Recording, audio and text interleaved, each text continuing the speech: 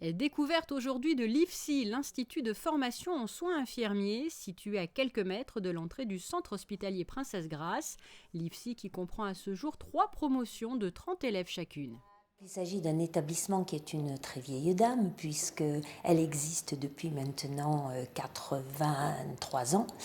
Et nous en sommes très fiers, puisque au fil des ans, elle a su vraiment s'installer dans le paysage français et prendre une place d'importance. Alors pourquoi en particulier l'IFSI de Monaco? Parce que nous avons essayé de garder au fil des ans le choix de petites promotions, avec bien sûr les moyens nettement supérieurs aux moyens français, ce qui nous permet d'offrir une formation vraiment de qualité. N'importe quel bac est accepté pour entrer à l'institut de formation, ou alors ce sont des gens qui ont un cursus par exemple hospitalier. Ils ont été aides-soignants, auxiliaires médico-psychologiques pendant un certain nombre d'années, 3 ans minimum en tout cas, et ils choisissent d'intégrer l'IFSI. Donc eux ont une deuxième forme de concours pour pouvoir intégrer l'IFSI. Et ensuite, il y a des personnes qui ont une expérience professionnelle, mais complètement en dehors de ce qui est sanitaire et social, et qui font valider leurs acquis de l'expérience, et ensuite peuvent intégrer, se présenter en tout cas au concours. Et des étudiants qui sont épaulés par des cadres de santé formateurs au cours de ces 3 années de formation, épaulés et encadrés au quotidien, comme au cours de cet exercice réalisé un matin de février.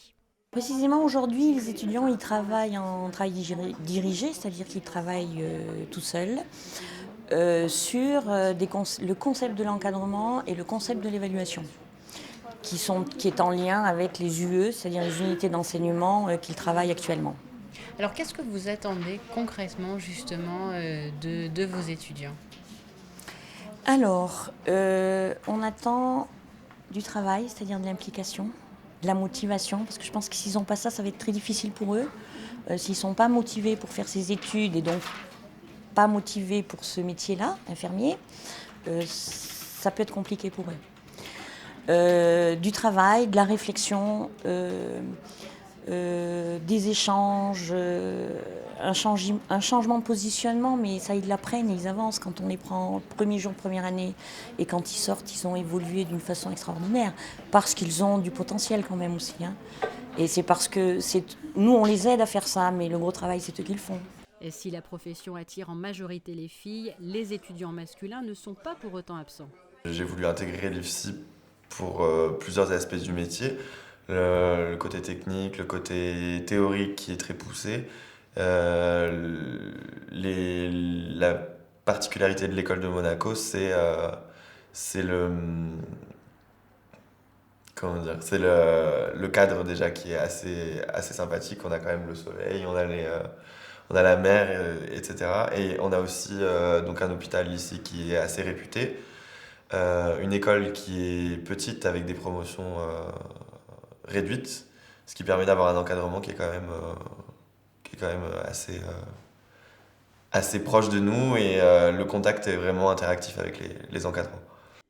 Tout au long de leur cursus, les futures infirmières et infirmiers peuvent aussi compter sur la pratique régulière de stages dans le milieu hospitalier pour parfaire au mieux leur formation.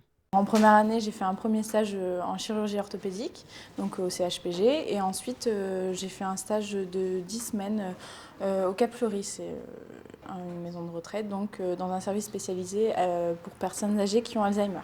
Là, en deuxième année, vous avez déjà effectué des stages ? Oui, alors j'ai fait un premier stage en pédopsychiatrie à l'hôpital Lanval à Nice, et ensuite j'en ai fait un deuxième en infectiologie à l'Archer.